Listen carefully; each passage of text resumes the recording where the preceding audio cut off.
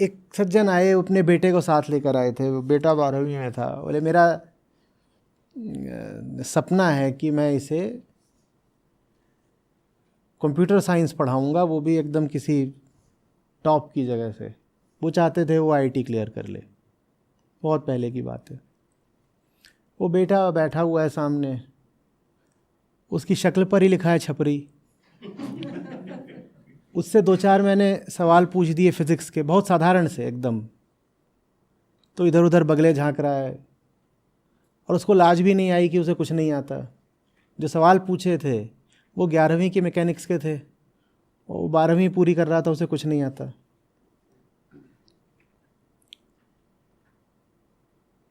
लेकिन इनको बस सपना है कि इसको तो मैं कंप्यूटर साइंस कराऊंगा।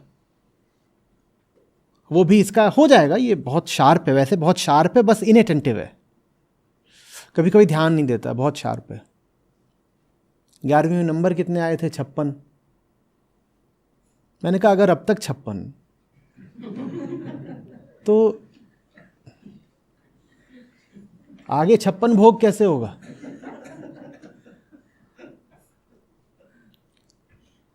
सपना है। उनको नहीं दिखाई दे रहा था सचमुच कि उनका लाडला कभी नहीं है, सपना है। या तो इसकी बचपन से परवरिश ठीक से करी होती, इससे नहीं होगा। सपना है तो है। और सपने को जो चीज जहर जैसी लगती है वो है सच। उसे सच बता दो वो रूठ जाता है, हिंसक भी हो सकता है। 12 लाख लोगों ने यूपीएससी का फॉर्म भरा है।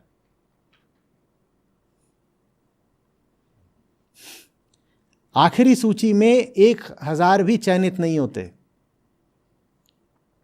और 1000 तब है जब सीटें अब बहुत बढ़ गई हैं, पहले और कम थी। 1000 का भी चयन नहीं होना है और 12 लाख लोगों ने फॉर्म भरा है। ऐसा कैसे हो सकता है? सपने। अच्छा, आप फैसला कर रहे हो कि आपको यूपीएससी बताएगी कि आप नाकाबिल हो।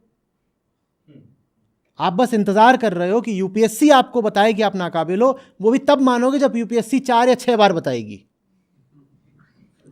आप इंतजार कर रहे हो कि यूपीएससी आके घोषित करे कि आप नाकाबिल हो, वो भी 6 बार बोले आपके मुंह पे, चिल्ला के बोले, गाली दे के बोले, तब आप मानोगे कि ये आपके बस की नहीं है। आपको स्वयं नहीं कुछ पता चल रहा, आप यूपीएससी की प्रतीक्षा क्यों कर रहे हो? आप स्वयं अपने आप को नहीं परख पा रहे हो क्या? आपका कुछ आत्मज्ञान है कि नहीं है? या दूसरा ही जब बताएगा कि तुम अनफिट हो तब मानोगे कि अनफिट हो? खुद नहीं देख पा रहे। चलो मैं समझता हूं प्रयास की भी कोई महत्ता होती है, प्रयास की महत्ता होती है। तो ये समझ में आता है कि अगर 1000 सीट हैं तो 10,000 लोगों ने फॉर्म भर दिए।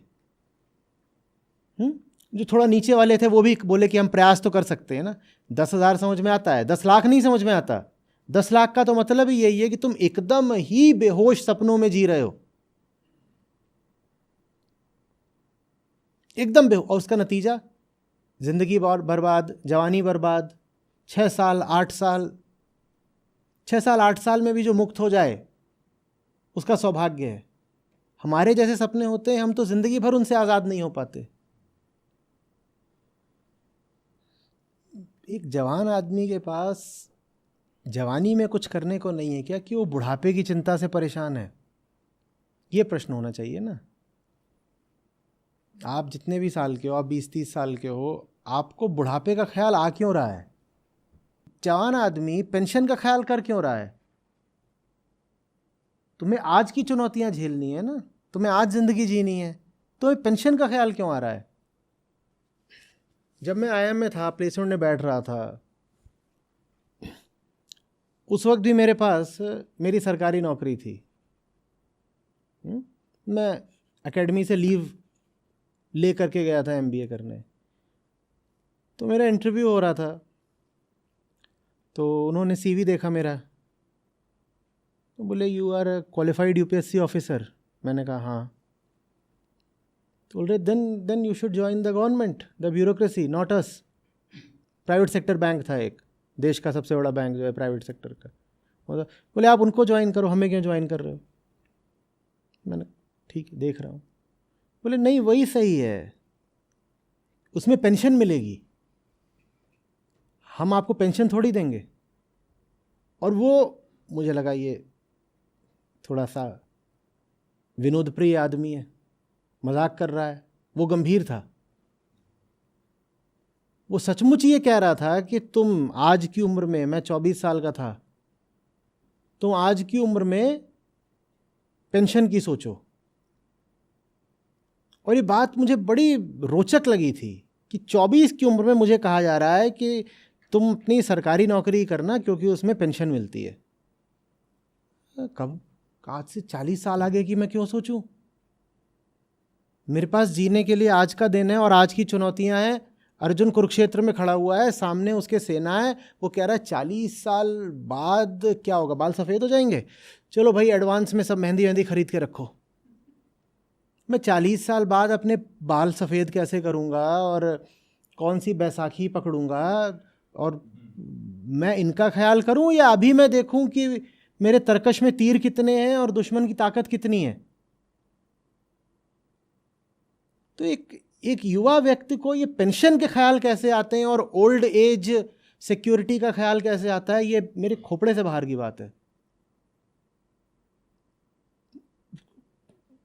अगले दिन का पता नहीं, अगले साल का पता नहीं, और आज करने के लिए बहुत सारे काम हैं। इन दोनों बातों को मिलाओ, आज करने के लिए हमारे पास बहुत सारे काम हैं। आप पेंशन की बात कर रहे हो, क्लाइमेट चेंज जैसा है, तुम्हें पूरा भरोसा है 30 साल बाद पेंशन वगैरह जैसी कोई चीज़ बचेगी भी? 30 साल बाद ये दुनिया भी बच रही है ठीक से कि पेंशन ही बच जाएगी ठीक से? मेरे पास आज की इतनी भयानक चुनौतियां हैं जिनका मुझे सामना करना है। मैं पेंशन, मतलब मैं जितनी बार ये शब्द सुन रहा हूं मुझे उतना अजीब लग रहा है पेंशन।